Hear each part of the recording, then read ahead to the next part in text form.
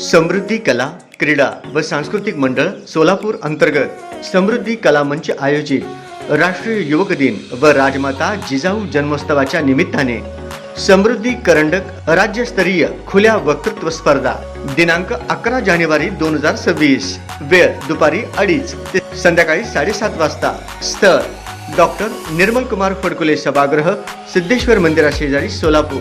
प्रवेश फी भरून नोंदणी केलेल्या एकूण सहभागी स्पर्धकातून प्राथमिक फेरी घेऊन फक्त 25 स्पर्धक अंतिम फेरीसाठी निवडले जातील।